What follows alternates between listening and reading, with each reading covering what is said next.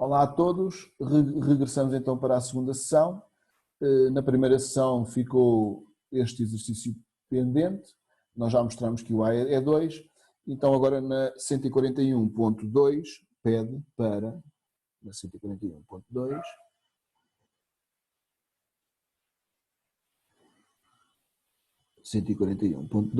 pede para estudar a função G quanto à existência de assíntotas horizontais ao seu gráfico. Horizontais. Primeiro, assíntotas verticais, não é? A reta de equação, não é? Assíntotas verticais, a reta de equação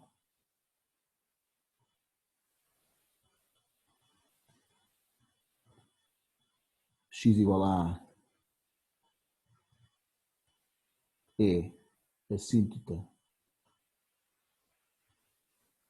vertical do gráfico de G, nós sabemos isso, de uma função f, de uma função f, se o quê? Se o limite, quando o x tende para A à direita ou à esquerda, de f de x, for igual a mais ou menos infinito. Basta que um destes limites dê mais ou menos infinito para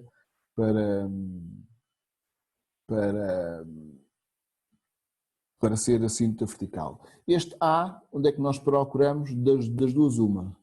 Ou A não pertence ao domínio de F e A é ponto aderente, A é aderente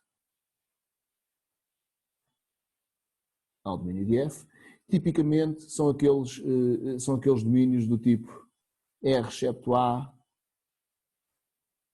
de A aberta mais infinito, de menos infinito a aberta, este tipo de coisas assim, de B, ou seja, de um certo B a um A aberto, obviamente aqui com B inferior a A, por exemplo, de um certo A até um certo B, obviamente aqui com o B maior do que A, este tipo de coisas, não é? Aqueles pontos que nós procuramos. E depois o A também pode ser, certo? O A pode pertencer ao domínio, mas F é descontínua em x igual a A. Tipicamente são aquelas funções que estão definidas por ramos. Nós procuramos, tem um ramo para x menor do que A, tem outro ramo para x maior ou igual, ou só maior do que A. Então nós aqui são os pontos onde ela pode ser, não é, possível descontinuidade, então vamos ver ali também possível descontinuidade. Já sabemos que o tipo de funções que nós trabalhamos aqui do secundário, aquelas funções sem ser definidas por ramos, as polinomiais, as trigonométricas, as logarítmicas, exponenciais, etc., são todas funções contínuas no seu domínio, possível descontinuidade. Essas.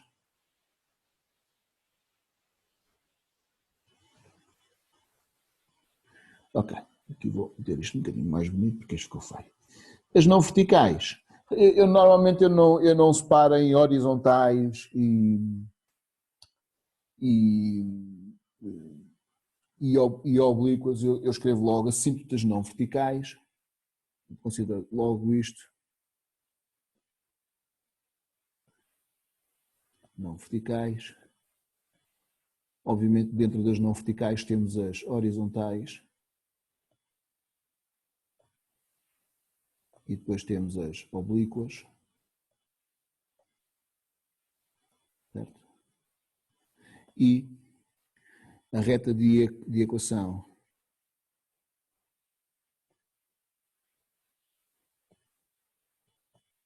y igual a mx mais b é assíntota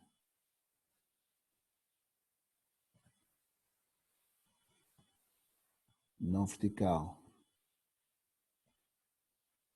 do gráfico de f quando x tende para mais ou menos infinito. Agora este aqui depende do domínio, não é? Há funções que só estão definidas, não é? Por exemplo, se for de 0 para mais infinito, se tiver assíntota não vertical, será só quando x tende para mais infinito. Isto é a definição. O limite quando x tende para mais ou menos infinito de f de x menos mx mais b for 0. Se isto for 0. Basicamente o que acontece é uma coisa deste tipo. De uma maneira um bocadinho informal, que eu vou dizer. Imaginem que tem aqui a reta que eu vou desenhar a ver. Portanto, esta é a assíntota. Y igual a mx mais b. O que acontece é que em mais ou em menos infinito, não é? Por exemplo, aqui uma função. A diferença entre estes pontos, entre os pontos do gráfico e os pontos da assíntota, tende para 0. Se quiserem, o gráfico tende a confundir-se de uma maneira ainda mais informal com a reta. Então, esta diferença tende a ser 0, aqui esta diferença aqui assim. Esta diferença aqui assim. Bem?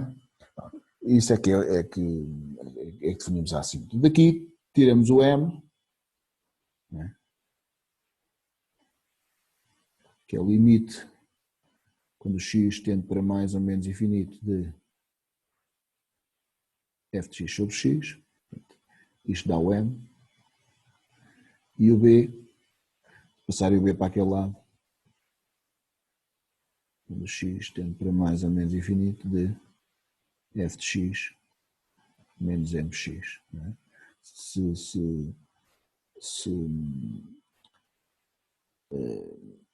O que eu ia dizer? Se tirarem aqui as parentes, fica menos mx, menos b, passa o b para o outro lado, é isto. Aqui se dividirem tudo por x também, tem aqui o m. Mas isto é daquelas coisas que muito importante saber isto, está bem? Ok, muito importante saber isto. Como é que tiramos o m, portanto o declive da assíntota e o b a ordenada na origem. É importantíssimo saber isso. Aqui menos mx mais b. Ok, importante, se m igual a 0 e b um número real, então temos uma assíntota horizontal.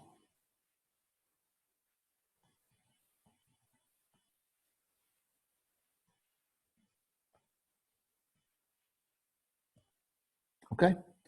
Se o m for um número real não nulo, 2, 3, 4, 5, o que for, e o b for um número real, então temos uma assíntota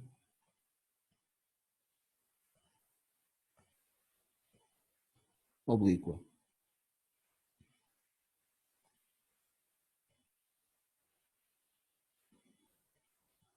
Certo?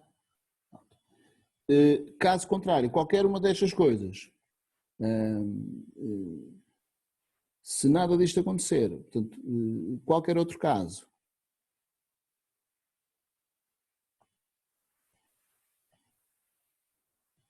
não existe assíntota. Ok? É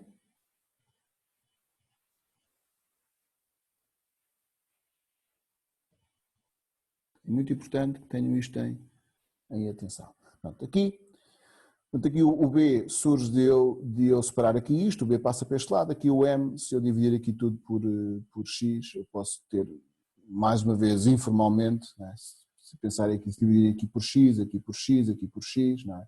Aqui fica f de x sobre x, menos mx sobre x que dá m, b sobre x quando o x tende para mais infinito é 0, fica aqui f de x menos m, passa o m para aquele lado e dá uma coisa. Informalmente, isto não é uma demonstração rigorosa aquilo que eu estou a dizer. É só para terem a intuição, está bem? Porque é que nós chegamos aqui a estes coisinhos.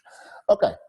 Bom, importante, pedem as assíntotas horizontais ao gráfico desta função. Se pedem as assíntotas horizontais, não temos de calcular m, ou seja, só temos de calcular o b, ou seja, vamos assumir que este m que está aqui é zero, certo? Portanto, o que eu quero ver é se o limite da função, não é? Porque quando x tende para mais ou menos infinito é constante. Portanto, uma assíntota horizontal, não é? É um caso particular de uma assíntota não vertical.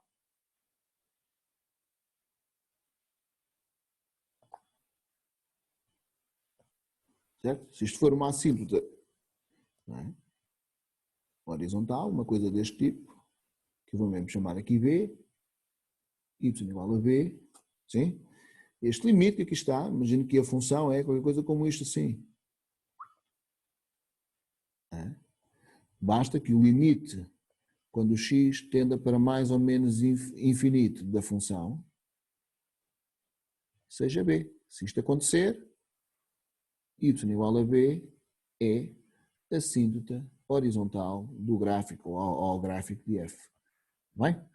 Eu escrevo sempre assim AH, AV para vertical, AO para oblíqua. No exame escrevam mesmo assíntota horizontal, está bem? O gráfico de f. Portanto, neste caso nós só temos de calcular o limite em mais e em menos infinito desta função. Eu vou começar por calcular em menos infinito, portanto vamos regressar aqui ao 141. Reparem que eu comecei aqui com o 141, né, e expliquei aqui a matéria, mas pronto, vou escrever aqui outra vez 141.2, 141.2, e portanto vou calcular primeiro quando x tende para menos infinito. Obviamente que o m agora que o a agora é 2 também. Portanto vou só calcular o limite quando o x tende para menos infinito da função f de x. Isto dá o limite quando o x tende para menos infinito de quê? Ora, como o m é 2, não é? Como o a é 2, 2x menos 6, 2x menos 6, sobre 1 menos é elevado a 3 menos x. Ok, boa. Então, o que vamos fazer aqui? Primeira coisa a fazer é substituir. Se eu substituir aqui o x por menos infinito, fica aqui 2 vezes menos infinito, que é menos infinito, menos 6 é menos infinito. Menos infinito. Dá infinito. Em baixo, 3 menos infinito é 3 mais infinito. A exponencial, importante, terem os gráficos da exponencial, da função logarítmica, esse tipo de coisas na vossa mente, está bem? O gráfico da exponencial de base maior do que 1, uma coisa deste tipo. Em particular, da E levantada a x, não é? Aqui ficou mesmo ali ao pé do y.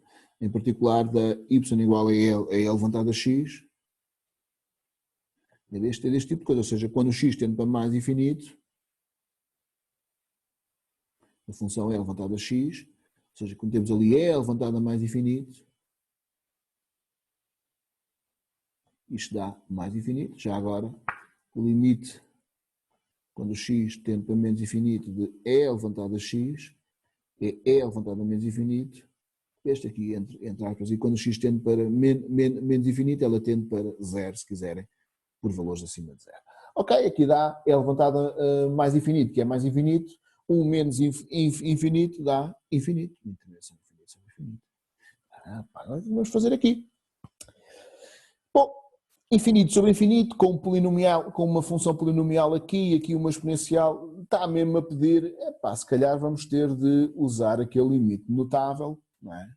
Que é, eu vou escrevê-lo aqui, limite quando o x tende para mais infinito de E levantado a x sobre x levantado a p dá mais infinito, com o p o número real.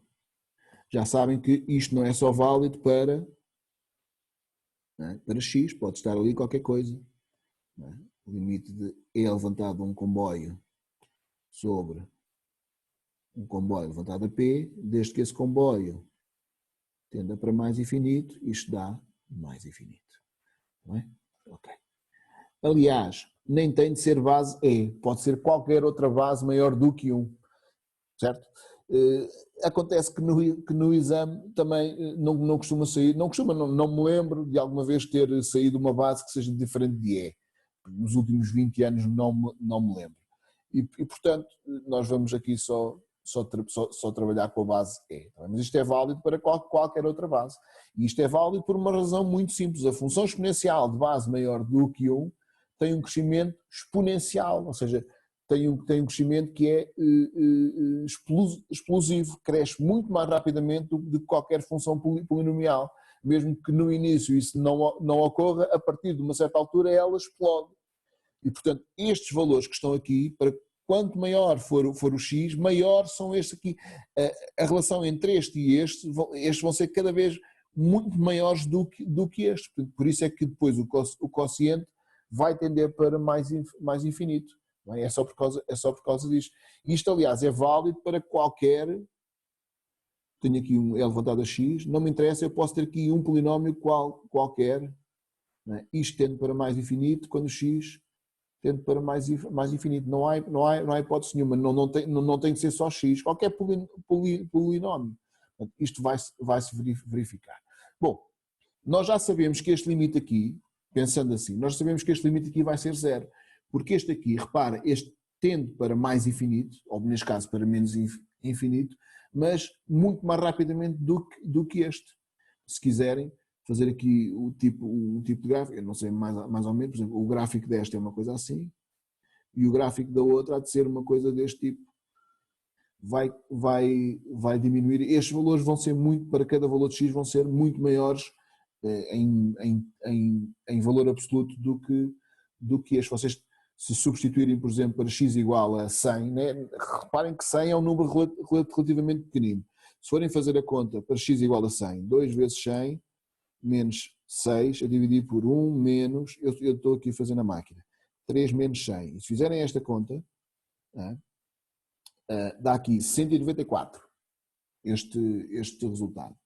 194 me parece assim uma coisa muito... 194.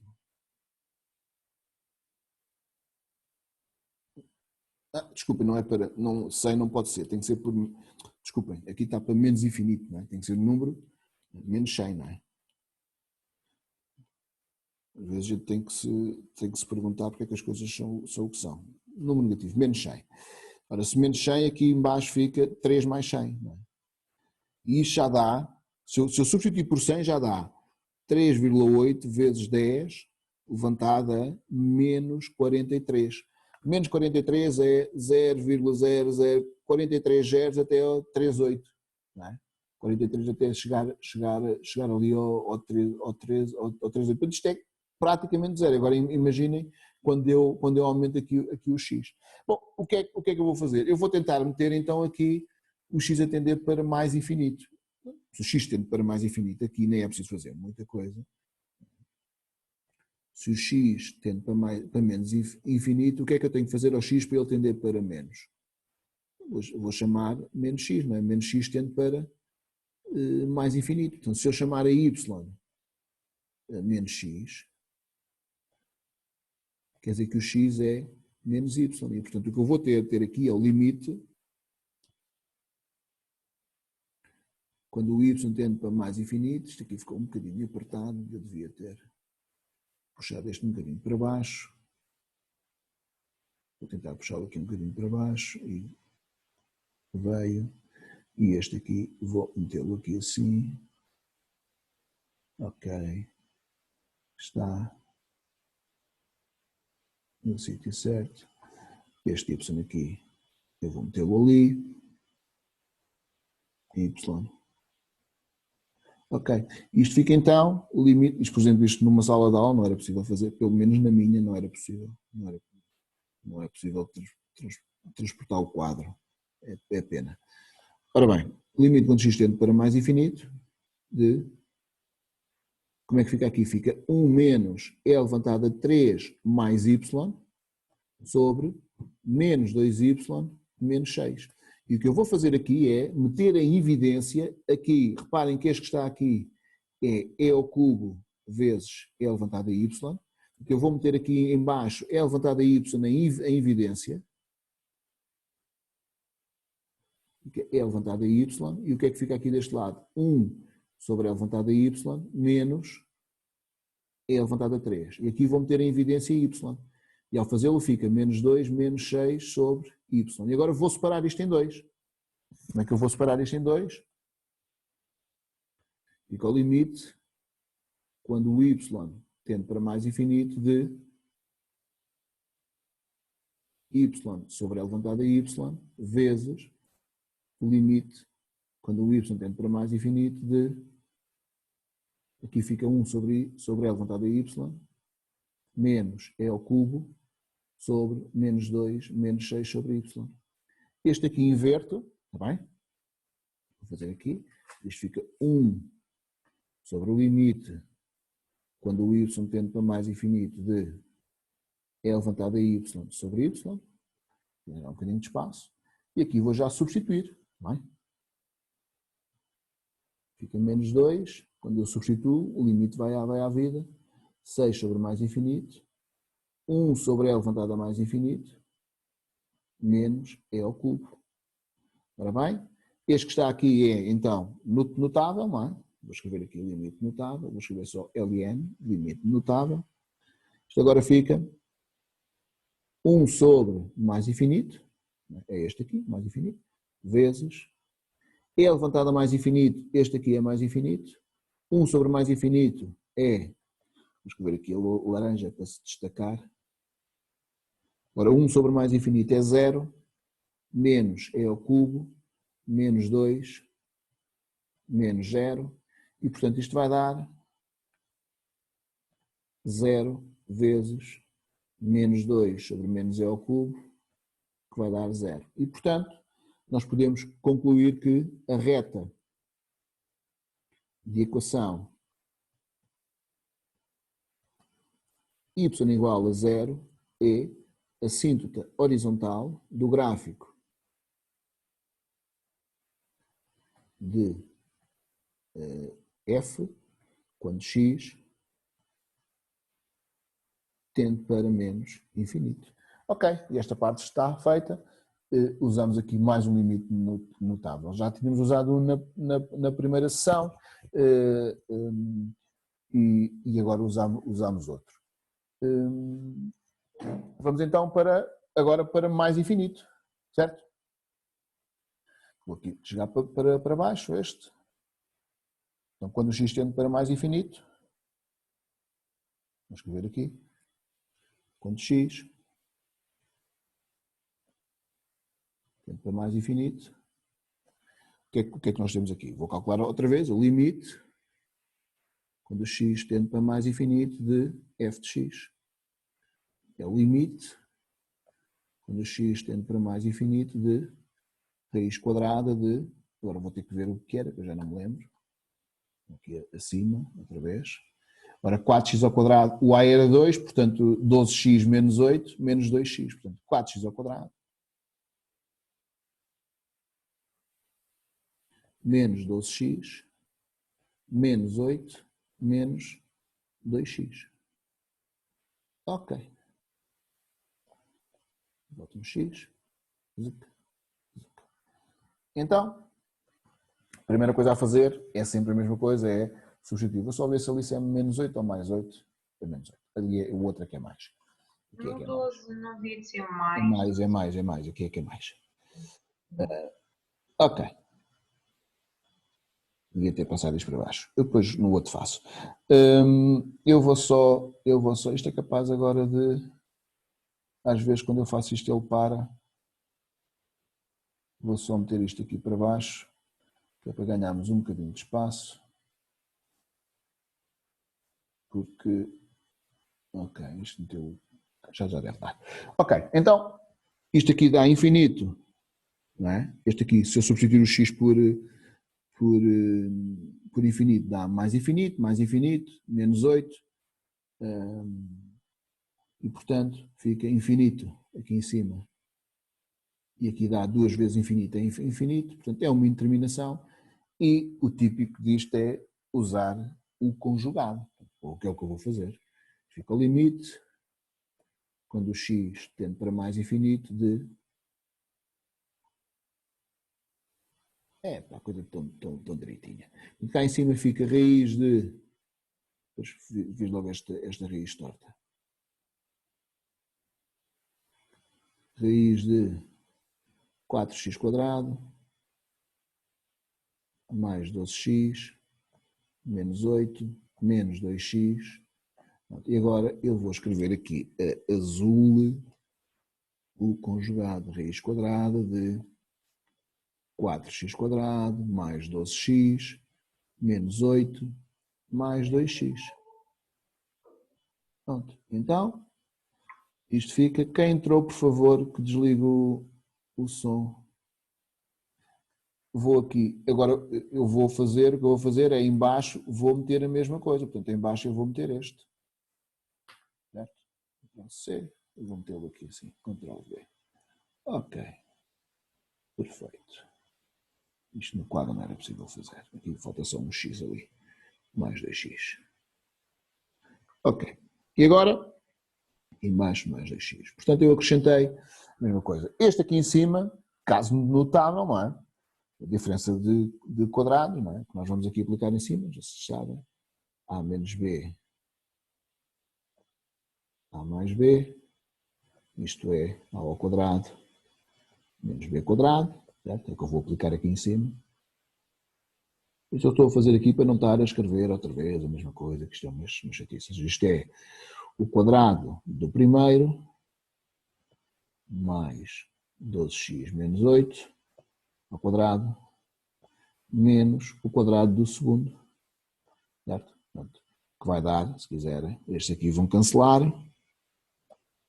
zuca, e isto fica então, fica 4x² mais 12x menos 8 menos 4x², e outra vez estes vão cancelar. E, portanto, em cima fico com limite,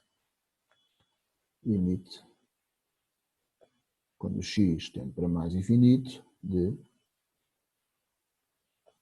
12x menos 8, e em baixo com raiz quadrada de 4x² mais 12x menos 8 mais 2x. Ok? E agora, lamentavelmente, isto não resolveu para já o meu problema, mas vai resolver. Normalmente, quando nós aplicamos o conjugado, aparece aqui uma constante, e a gente depois, isto é infinito mais infinito que é infinito, 8 sobre infinito é 0, mas neste caso, tenho ali aquilo, e quando eu substituo, não é? 12 vezes mais infinito dá infinito, e aqui dá infinito aqui dentro, mais infinito dá infinito. Bom, se fossem 2 polinómios, nós escolhíamos, não é, os monómios com maior grau e estava resolvido. Não é o caso aqui, não é? Por causa que tenho aqui um radical. Mas eu posso perceber quanto é que isto vai dar. Se fosse de alguma maneira possível fazer aqui estas contas, reparem que o maior grau que seria daqui seria raiz quadrada de 4x². E isto, como x tende para mais infinito, é 2x. Certo? Portanto, daqui seria 2x. Ora, 2x mais 2x, portanto, se eu somasse aqui este 2x a este 2x, isto daria 4x. Portanto, daqui, não é? Isto seria mais ou menos 4x. Não é? Quando eu digo mais ou menos, é aproximadamente, ou seria como 4x. E depois fazendo 12x sobre 4x, cortava aos 4, isto vai dar 3. Este limite, de certeza que é 3. Não deve andar muito longe disso. Não é? Se vocês tiverem dúvidas disso, por exemplo, se calcularem a raiz quadrada disto, quando o x for, por exemplo, 1000, 4 4 vezes 1000 ao quadrado mais 12 vezes 1000, 12 vezes 1000 menos 8.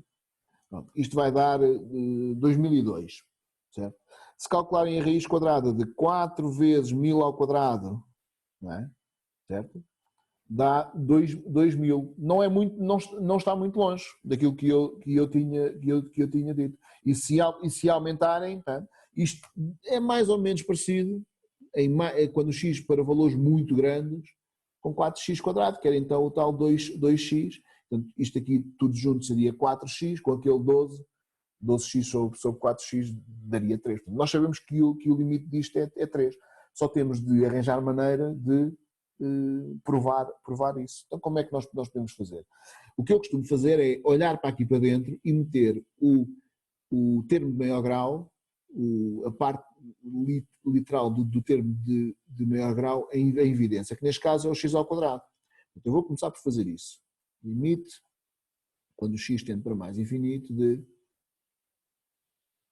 aqui tenho 12x menos 8, e aqui tenho a raiz quadrada de x quadrado, agora abre parênteses, 4 mais 12 sobre x ao quadrado, mais 12x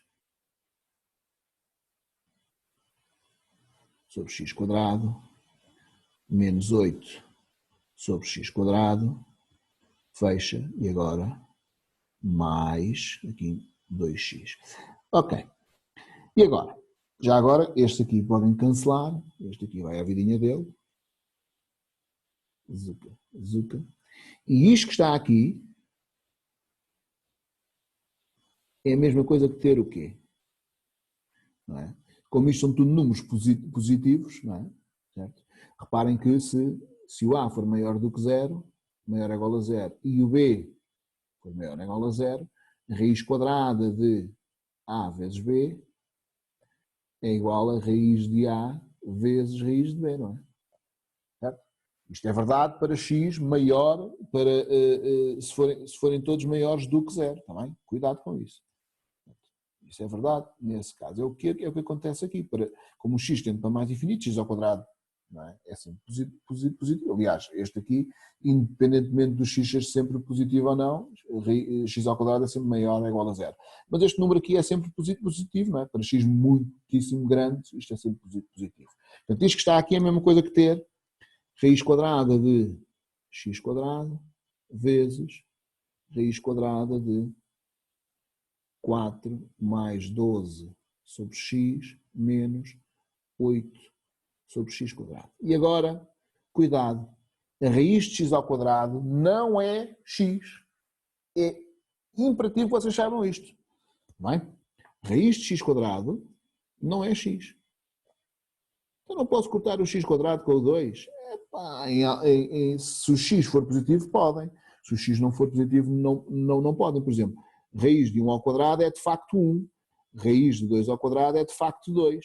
Mas raiz de menos 2 ao quadrado, eu não posso chegar ali de zuca e dizer que isto é menos 2. A raiz quadrada de um número é, por definição, positiva. Ou seja, a raiz quadrada de 4 é um número positivo que elevado ao quadrado dá 4, que é o 2. Só há 1. Está bem? Às vezes, então menos 2 ao quadrado também não dá 4. Dá, mas isto é a raiz positiva, está bem? Ou seja, é o número positivo que ao quadrado dá 4. É preciso ter algum cuidado com isso. Portanto, isto aqui não é x. Isto que está aqui é módulo de x. Certo? Reparem, lá está, outra vez. Raiz de 1 ao quadrado é 1, raiz de 2 ao quadrado é 2, raiz de menos 2 ao quadrado não é menos 2, é 2. Porque menos 2 ao quadrado dá 4 e raiz de 4 é 2. Reparem, aqui está o simétrico, certo? Ou seja, e o que é o módulo? O módulo é o módulo de um número, não se esqueçam que o módulo é a distância à origem, certo? Se o número for positivo, essa distância é o próprio número. Se o número for negativo, é o seu simétrico, certo? É preciso ter algum cuidado com isto.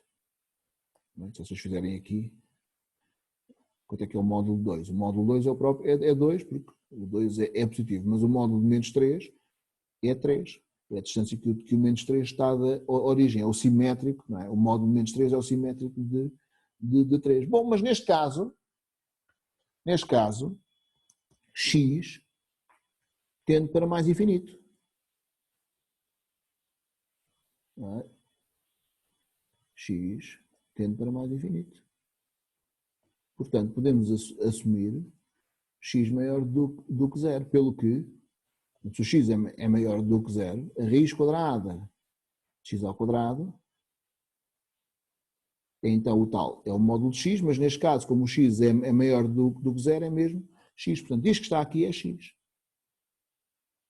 O que eu vou fazer agora é, reparem que isto agora fica este vezes este, vou meter em evidência x. Vou só escrever primeiro. Isto fica ao limite, quando o x tende para mais infinito de, aqui fica 12x menos 8, sobre x, raiz quadrada de 4 mais 12 sobre x menos 8 sobre x quadrado menos ou mais 2x. O que eu vou meter agora em evidência é x. E ao meter em evidência x, né, tanto em cima como em baixo, tanto no numerador como no denominador,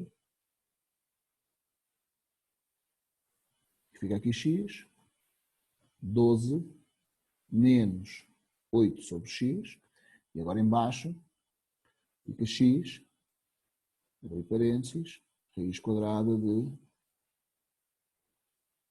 4 mais 12 sobre x menos 8 sobre x quadrado mais 2, fecha. Ali, aumenta ali. Estes aqui vão à vidinha deles, tchau, tchau. E agora é só substituir. Quando eu substituo, tenho o que nós queremos. Em princípio, deverá dar 3. Portanto, isto é 12 menos 8 sobre mais infinito. Isto é a raiz quadrada de 4 mais 12 sobre mais infinito, menos 8 sobre mais infinito ao quadrado, que dá mais infinito, mais 2, aqui, certo? Que fica então 12 menos 0, não é? 8 sobre mais infinito, 0. Raiz quadrada de 4 mais 0 menos 0, mais 2. Portanto, 12. Raiz quadrada de 4 é 2, 4 sobre 4, 2 mais 2 é 4, 12 sobre 4, 3.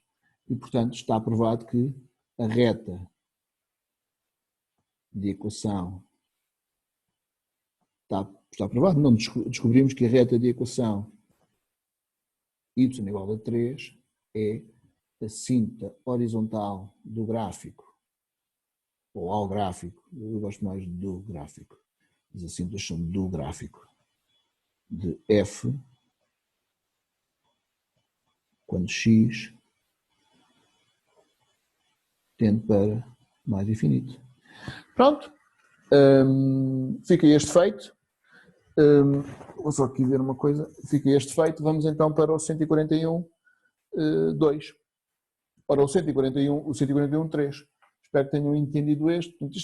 O que nós fizemos aqui foi manipular as expressões para chegar aqui ao valor pretendido. Eu vou passar este aqui outra vez para baixo, para não estarmos aqui, vou outra vez aumentar aqui isto. Este para já não é necessário. Ok. Vou tentar. Ok, vou metê-lo aqui assim, para fazermos o 141.3. Bom, e o 141.3, teorema de Bolzano. Portanto, já falámos em continuidade, já vimos aqui as assíntotas, certo? Agora vamos ver o teorema de Bolzano, Cauchy, que é um teorema muito importante, é o único teorema sobre continuidade que vocês estudam, pelo menos é o mais importante daqueles que vocês estudam, e diz basicamente, se uma função for contínua num intervalo AB, ela assume todos os valores entre o f de A e o f de B, ou f de B e o f de A, dependendo qual é o maior qual dos dois é o maior. Portanto, o que diz aqui o teorema de Bolzano-Cauchy, eu vou então falar sobre o teorema, vou escrevê-lo aqui, vamos resolver este e vamos passar para a sessão 3. Portanto, claramente, o que eu planeei para esta aula de fazer aqueles exercícios todos não vai ser possível, mas nós vamos passar esses exercícios para a próxima aula do próximo sábado. E eu provavelmente a partir de junho farei esta aula duas vezes por semana. Farei uma no sábado e depois farei uma a meio da semana, talvez à noite, quarta-feira à noite, por aí, para o caso,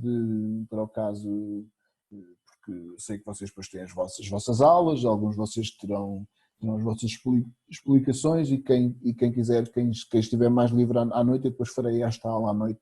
A partir de junho, a primeira semana de junho, farei provavelmente duas vezes por semana, ou seja, farei no próximo sábado.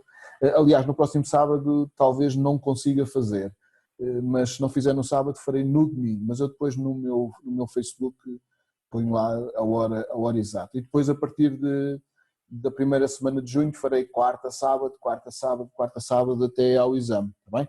Pronto. Vou tentar percorrer aqui toda a matéria, derivadas, funções trigonométricas, esse tipo de coisas, geometria e sucessões também, falarei um bocadinho, de geometria é impossível falar tudo o que vocês deram de geometria, tanto no 10º como no 11º, é impossível em 2 ou 3 aulas, quer dizer, não é impossível, mas era capaz de se tornar um bocadinho chato, vá. Mas o que eu aconselhava era estudarem bem essa parte da matéria da geometria e das sucessões, que eu depois com exercícios irei rever também essa matéria. Então, vamos aqui, depois deste parênteses, vamos aqui, teorema de Bolzano-Cauchy.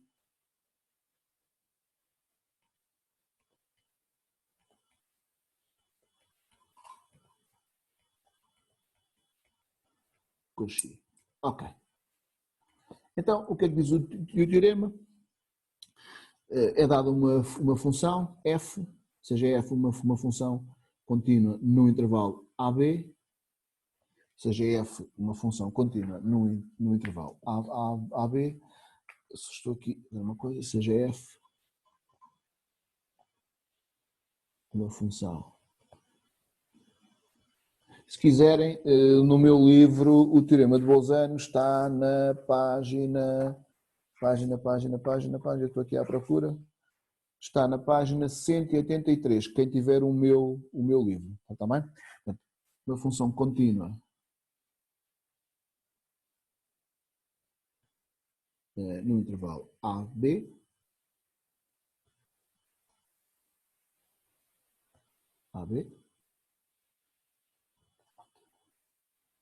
assim, obviamente com A menor do que B, não é? Certo? Então, o que o teorema diz é que, se isto acontecer, então F assume todas as imagens ou todos os valores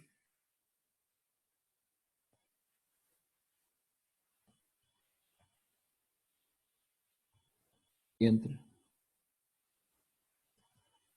F de A e F de B. Por isso é que este teorema também é chamado teorema dos valores intermédios, porque assume todos os valores intermédios. Também é chamado teorema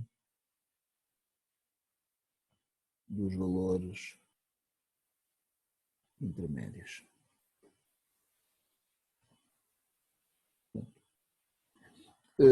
A demonstração não pode ser dada no 12º ano, é uma demonstração assim, não é fácil para vocês, e assume coisas que vocês não sabem ainda, usa coisas que vocês não sabem, mas intuitivamente o que isto quer dizer é basicamente isto.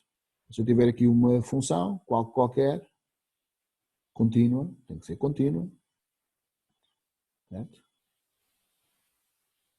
Portanto, uma função contínua, imagina esta função aqui, sempre mais ou menos o mesmo tipo de função. Portanto, uma função f contínua no intervalo AB, AB, aqui B. Este aqui será então o f de B, o f de A, desculpa.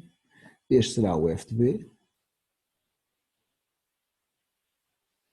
O que o teorema diz é, se ela é contínua, ela assume todos os valores que estão entre f de A e f de B, estes todos. Ou seja, na realidade quer dizer que para todo o K que esteja, estou aqui à procura, pode ser este aqui, qualquer que seja o K que esteja aqui no meio, qualquer que seja o K, vai existir sempre um C aqui no meio, entre estes dois, um C, tal que a imagem do C é K. Isto é o que o teorema de Bolzano diz. Portanto, qualquer que seja o número que aqui esteja, ele há de ser sempre a imagem de algum C que está aqui entre estes dois, certo?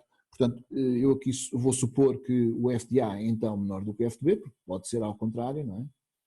O que o teorema diz é que para todo o K entre f de A e f de B, não é? Que eu assumi assim, obviamente que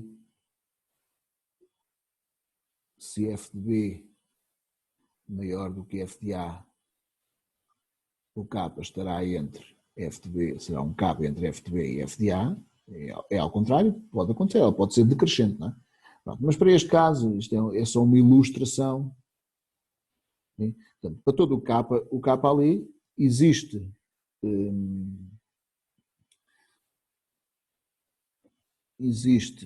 um C pertencente de A até B, tal que o f de C é K. Pronto, é o que o teorema diz. É uma coisa muito simples. E depois tem um corolário. E o corolário é quando o K é zero, não é? São os zeros. Ou seja, quando estas imagens têm sinais contrários, sim?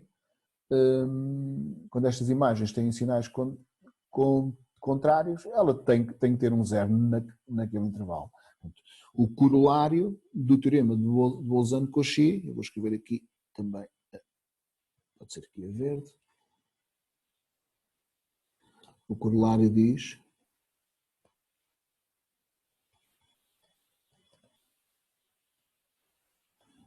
eu vou aqui fazer uma pequena ilustração, novamente, se eu tiver uma função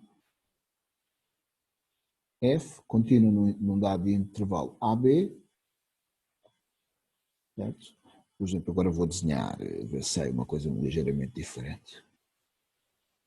Coisa tão torta. Mais bonitinha. Reparem que saiu praticamente igual àquela, mas pronto. Imaginem que eu tenho aqui um intervalo AB, vamos supor aqui o A, vamos supor aqui o B, novamente eu estou a supor f de A menor do que f de B, mas isso neste caso até é mais ou menos indiferente. Este será a imagem deste, não é? É o f de A. Este será a imagem deste, aqui assim, aqui este. Certo?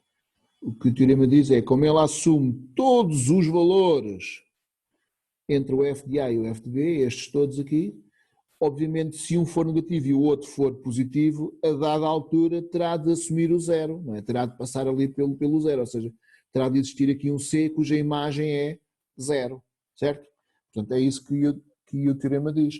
Se tiverem sinais contrários, se f de A nas mesmas condições, f contínua, eu estou a assumir este corolário como, não é? Aqui a condição de ser contínuo neste intervalo. Se f de A e f de B tiverem sinais contrários,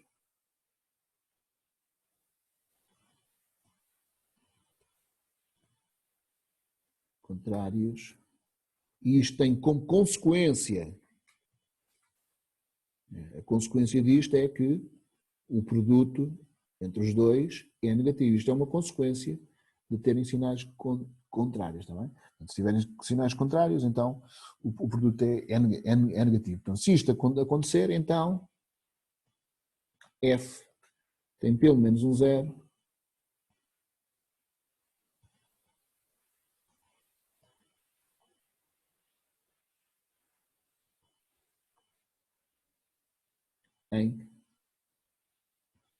no intervalo AB aberto. Certo? É aberto porque nem o A nem o B valem zero, mas obviamente que se o C está no intervalo aberto, também está no intervalo fechado. Também. Às vezes aparece nos enunciados o intervalo fechado e vocês ficam atrapalhados. Não há problema nenhum. Né? Provam que tem no aberto, se tem no aberto, como o aberto está contínuo no fechado, esse C também pertence ao fechado, não há problema nenhum, certo? Portanto, tem pelo menos um zero, ou seja, em termos simbólicos, existe um C pertencente de A até B, aqui existe pelo menos um C, tal que a imagem é zero, certo? Portanto, a imagem deste C aqui, isto aqui é o F de zero, é o F de C. Vou escrever aqui a laranja. Vai ser zero aqui, é a origem. Vou ter aqui a virar aqui para a origem. Ok. Bom, isto é o teorema de Bolzano. Então é isto que nós vamos usar aqui no nosso exercício. Não é isto que eu queria. Eu queria aqui a ferramenta de inserir espaço. Pronto. Ok? Então vamos aqui mostrar que esta função, e mostrar que existe pelo menos um C, tal que f de C é igual àquilo. Portanto, o que nós queremos mostrar aqui no 143.3, 143.3, queremos mostrar que existe um C pertencente de 1 até 4, pelo menos um C, tal que o f de C menos 4, o f de C é igual a 4 menos C, certo? Sim? 4 menos C. O que eu vou fazer aqui é, isto que está aqui é a mesma coisa que ter isto. Reparem que, para eu poder aplicar o teorema de Bolzano, tem de estar aqui deste lado uma constante. Pode ser o zero ou pode ser outra constante diferente de zero. Eu aqui, como já tenho aqui o 4, vou só pegar neste C e mandá-lo ali para aquele lado. Certo? Portanto, o que eu vou provar é isto. Já que existe um C pertencente naquele intervalo, tal que f de C mais C é igual a 4. E para isso eu vou considerar uma função g que seja f de x mais x. Certo? Portanto, vou considerar isto. Reparem que se eu considerar uma função g que seja f de x mais x, isto que está aqui é o g de x, é o g de c. Certo? O que vou fazer é, seja, portanto, vou então, isto é uma coisa que nós fazemos muito, é considerar novas funções, está bem? Então, a primeira coisa que eu vou fazer é, seja g definida, e vou definir naquele intervalo, não é preciso outro, definida em 4, seja g uma função definida, seja g a função definida em 4 por g de c, g de x, igual a f de x menos x. Bom, porque é que esta função é contínua? Porque é a diferença entre duas funções contínuas. F de x mais x, não é? É só entre duas funções contínuas. A função f é contínua por hipótese, diz-nos ali logo, não é? F é contínua em R. Se é contínua em R, também é contínua naquele intervalo, e a função x é uma polinomial. Portanto, a primeira coisa que vocês têm de dizer é isto, justificar a continuidade da função. Vou meter um bocadinho mais para baixo, porque isto vai atrapalhar ali. Isto não quer vir para baixo. Bom, vamos a ver. Então, primeiro,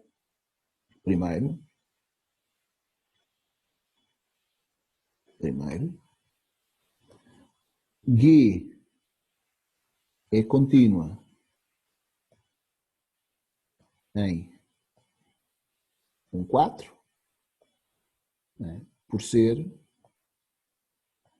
a soma entre funções contínuas. Esta primeira parte é daquela que costuma ser a mais básica e, portanto, convém que vocês façam sempre contínuas no seu domínio.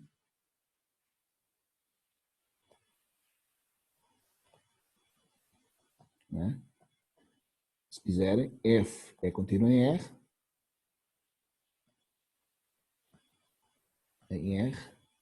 por hipótese, não é? Por hipótese, e y igual a x é contínua em R também, se quiserem, em R, por ser polinomial. Ok, está feito. Esta primeira parte de justificar que a função polinomial.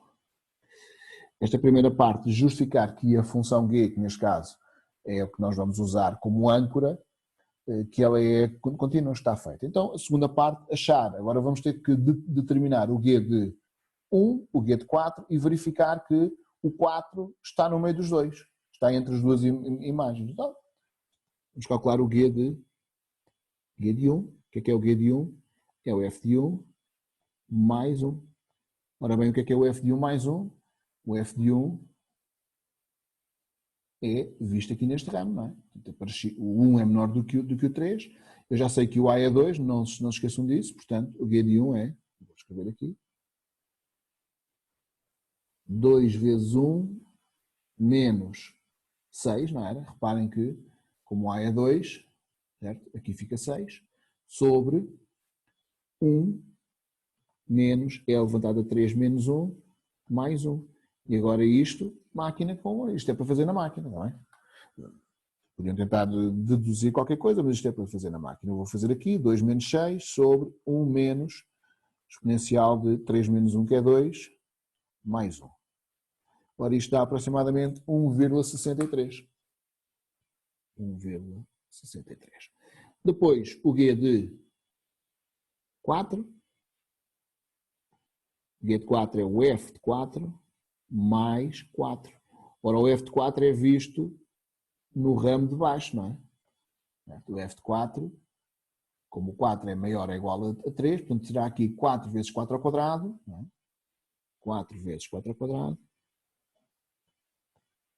mais 12 vezes 4, menos 8, e agora aqui mais 4. Reparem que vocês nem precisam de fazer contas. Se quiserem fazer contas, podem fazer, mas eu quero ver, eu já vi que este aqui, já vi aqui que, não escrevi aqui, mas podia ter escrito, o g de 1 é inferior a 4, e aqui eu já vi que o g de 4 é superior a 4. Porquê é que ele é superior a 4? Porque este número que aqui está, não é? Este número que aqui está, nem é preciso fazer contas, é maior do que 0. Portanto, se isto é maior do que 0, não me interessa quanto. Se eu somo 4, fica maior do que 4. Portanto, este número que está aqui é de certeza todo superior a 4. Portanto, mas se quiserem fazer contas, vão ali à máquina, raiz quadrada de... Professor, acho que falta aquela parte que está fora da raiz. Pois é, então não posso dizer isso. Pois é, desgraceira. Então, esqueçam isto que eu disse. Faz de conta que eu não disse isto. Bem? Isto é menos, o A é 2, não é? Menos 2 vezes 4 mais 4. Então se calhar agora aqui temos que fazer as mesmas contas. Isto é a raiz quadrada de, ora, 4 vezes 4. Esqueçam que eu disse aquilo, está bem? Raiz de, vou fazer aqui então, 4 vezes 4 ao quadrado 16, 4 ao quadrado 16, 16 vezes 4, 64, 64 mais 48 menos 8, dá 104. Portanto, isto é 104, certo? Raiz de 104, aqui dá menos 8 mais 4 dá menos 4. Ora, raiz de 104, raiz de 100, também isto é maior do que 4, porque raiz de 100 é 10, não é? 10 menos 4 dá 100, portanto isto é de certeza maior do que 6, mas fazendo aqui as contas, já que estamos ali, dá 6,2, portanto isto é aproximadamente 6,2. Portanto, ótimo, estamos lá naquilo que nós queremos. Aqui podiam dizer que este que está aqui é maior do que 10, portanto este é maior do que 10 menos 4, que seria maior do que 6, e portanto se é maior do que 6, também podiam fazer assim, o guia de 4 é maior do que 4. Portanto o 4 está entre os dois, agora é só dizer, e fica feito que, agora é só concluir, como G, eu vou escrever aqui outra vez, mas pronto, como já tínhamos dito, não era preciso estarem a escrever. Como G é contínua em 1, 4, e como, neste caso o 4, está entre que valores? Está entre o G de 1, não é? E o G de 4,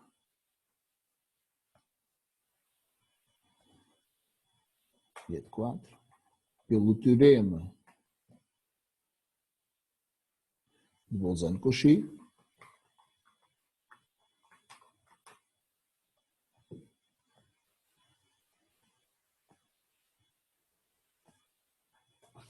o que é que nós sabemos? Que existe um C, não é? Pertencente de 1 a 4, tal que o G de C é igual a 4. Mas o que é este G de C ser igual a 4? Eu vou escrever aqui para não estar a escrever, é a mesma coisa que ter F de C mais C igual a 4. Passando o C para o outro lado, tenho o que nós queremos. Não é? Agora passo o C para este lado, o que nós temos é então F de C igual a 4 menos C. Portanto, isto que está aqui em cima é equivalente a ter, existe um C pertencente de 1 a 4, tal que F de C é 4 menos C. E fica assim provado o que se pretendia no 41.3. Eu quis escrever 43.3, mas claro que isto é 41.3. Ok. 41.3. Pronto. Acho que também podemos parar a sessão 2 por aqui. Como viram, eu tenho aqui muitos exercícios, na sessão 3 ainda tenho mais exercícios. Vamos parar por aqui e agora na sessão 3 vamos resolver uns 3 ou 4 exercícios, espero eu que consiga resolver para aí uns 3 ou 4 exercícios e os restantes ficarão para a próxima aula. Então, até já para a sessão 4.